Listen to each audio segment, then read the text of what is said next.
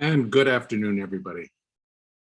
This is Michael Filigera. I am with logicalsignals.com and tradershelpingtraders.com.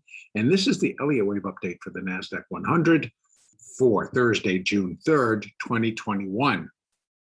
Well, the market continues to throw curveballs at me or at us in terms of what is going on and what's the path that it's choosing to take. And I'm going to start with where we left off yesterday, where I had said that I had put on labeling that indicated that the wave that we were counting, the corrective wave we were counting, is likely had turned into a double ABC corrective pattern. And that the way that I left it was that, well, if this is not the completion of the C and I've got to move it down, it's going to leave a rather large C in comparison to the balance of the correction. And that kind of put a hesitation in me and made me stop and think, what could it be? But I had left it that the market maybe be moving down in a C wave, and that I had put the completion, if I put the completion of the last C wave here, that this would be 1 and a 2, and then we would be, or actually I put the 4 there, and then this would be a 1, a 2, and the possibility that we were going to move higher in the third wave. But now, with today, the market held there, did not break above that 13 level, as I said yesterday, would negate any downside possibilities in terms of the count. And it held and then started to drop. And it didn't just start to drop. It really started to slide lower. And then we got into the session today, reached its low at 13,462.25. Now, what I am now thinking that this is, I've had to go back and go through this whole process. And so I'm going to leave the minor fourth wave here. We remain in a minor fifth wave up. And what I've done is now I've changed the labeling, and I'm putting that minute wave 1 of minor wave 5 is what completed at 13,737 or 13,738. That's just wave 1. And you can see how I'm labeling it. I've kind of left those two undone, sorry, that it's an ABC. That is suggesting that the entire 5-wave pattern, they're all going to be 3-wave structures. And it's going to form what should end up being a triangle up. Now that fits the larger count, and the possibility of this occurring fits with what we're completing, and that it's just kind of just waffle its way higher and inch and inch and inch until it gets up to the top, completes the pattern. But they're all going to be 3s instead of, a 5-wave wave 1, an ABC wave 2, a 5-wave wave 3, et cetera, et cetera. So if I'm doing it that way and putting the 1 there, a minute wave 1, then all of this is a minute wave 2. Now, when I run my Fibonacci, which is just retracements versus extensions, I put that from the low of wave 1, where it started, to the high of wave 1. And we can see that now that 0.382 is at 13,422, we're going to call it. Now, inside of all of that, wave 2 is taking another complex structure within the corrective waves. And I know that I've discussed this before in terms of that corrective waves can be very deceptive. They can be more difficult to count because there are 13 different structures that it can take. This particular one is now turning into a triple zigzag ABC structure. And that fits better than demanding this large, because the count just is very difficult up in here. So I was very satisfied with this being a double ABC down to this level. Then it does another 3 up, and I'm like, oh, okay, I can put an X there, A, B, that fits, and now we're doing a C wave down. Now, I can, let's take this down just a little bit lower so I can put another piece of Fibonacci in there.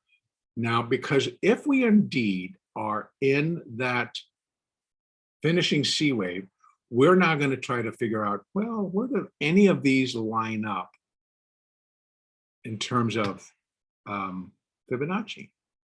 Because we've already got the Fibonacci for the retracements for the larger fourth wave, minor 4. Now let's just take a peek at what we think. We only got up to 325. Let's put it there. No, damn, isn't that funny? Decided it didn't want to do it. Add a drawing, come on, adding that. And that goes to there, and this goes to here. And we put that up there. Okay. Now you can see that within that, we're really extending past what this A wave was. But that's all acceptable because we're now looking more at the structure. And so we definitely still come down to that 0.382, which is 13,422. And that would then put in a clean 5 down to complete that C, hopefully complete, because I've not ever had a quadruple. So anybody that's going to say, well, it could be a quadruple, it's like, I don't think that's part of the pattern. Then it's just something totally different. And I'd really have to go rip it apart and try to figure it out. Right now, I'm going to be satisfied. It's kind of exceeded levels that I thought should finish it. But we're going to have to let the market tell us. Again, these internals are not real clean. And this decent rally, but it ends up really looking more like it was. Well, actually, it could be.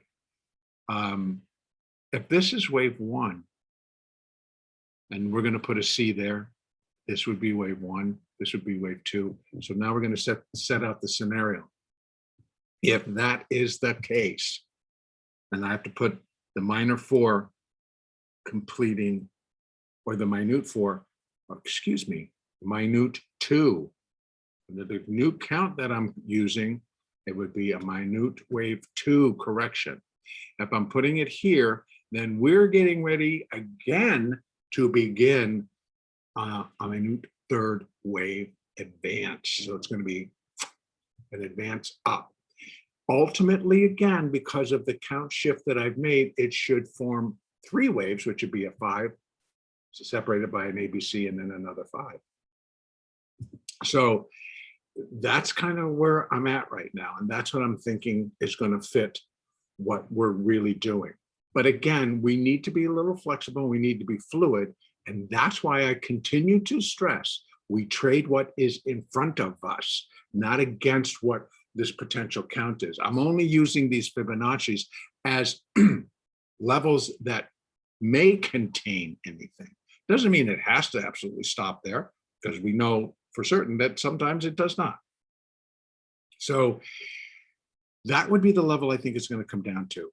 Unless this completed it, and in that case, it should start going up in a hurry without a lot of pause and start to break these levels, eventually breaking above 13,738, actually 740.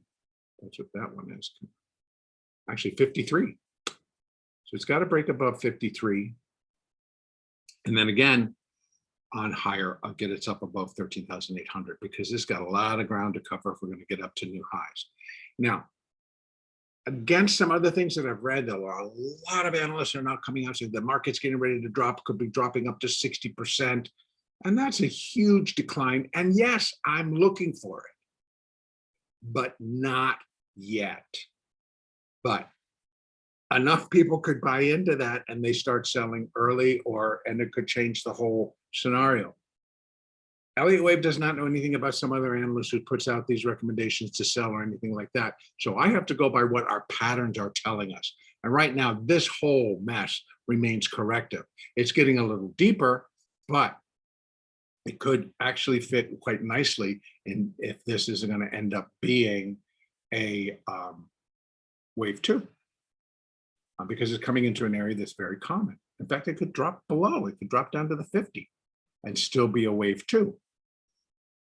So what we have for tomorrow, if the market continues to move lower, I'm going to look for a move down to that support level. It's going to take little pauses along the way. But that's the area I'm going to think.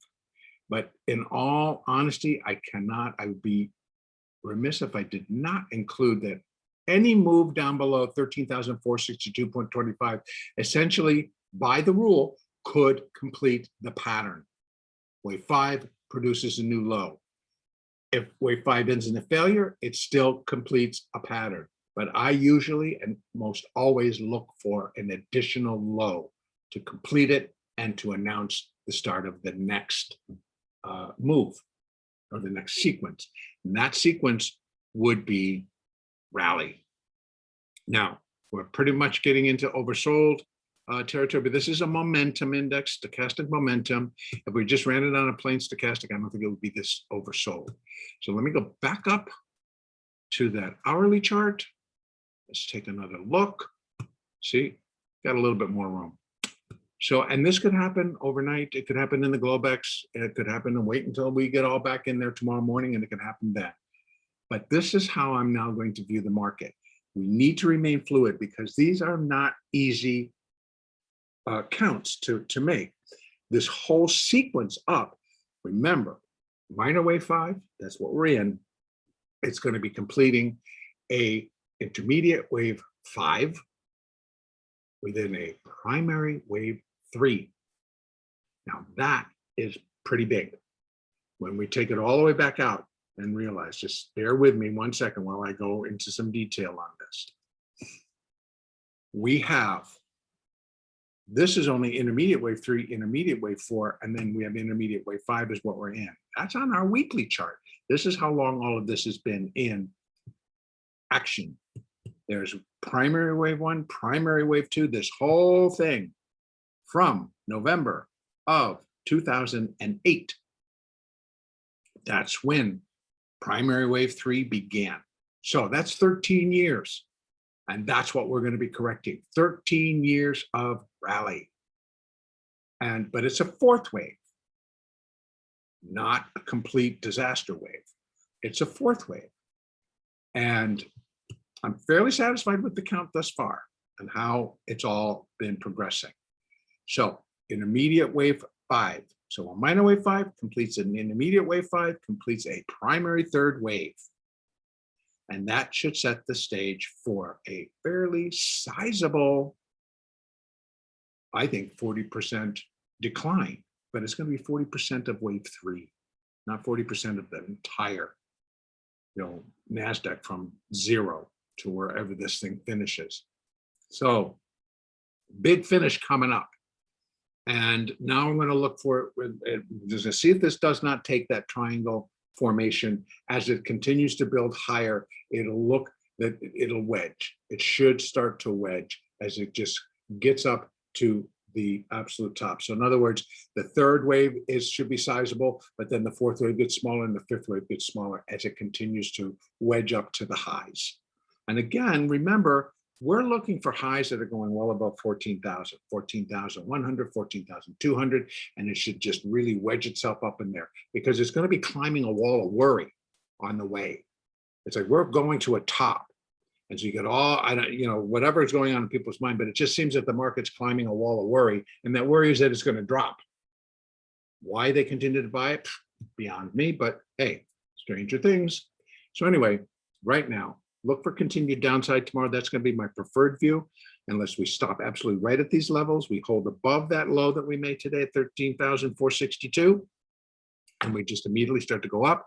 We break above the 20, we break above the 50, we break above the 200, then the 50, and they're all pointing up. That's going to be the ticket. Watch our moving averages. If this moving average goes flat and that one goes flat, we're not going anywhere. Then we're going to sit in a day of just kind of futzing around, and this might take until next week to resolve. But if we get a decent decline, again, in the Globex, bringing us down to these levels, then we're going to start to look for the end. We're going to start to look for the rally. Doesn't mean that we cannot trade any conditional downside, because remember, we trade what's in front of us. Pay attention to your moving averages and follow them. They're going to tell you the story. And that's where I'm going to leave it right now. The next update will be on Sunday, June 6th.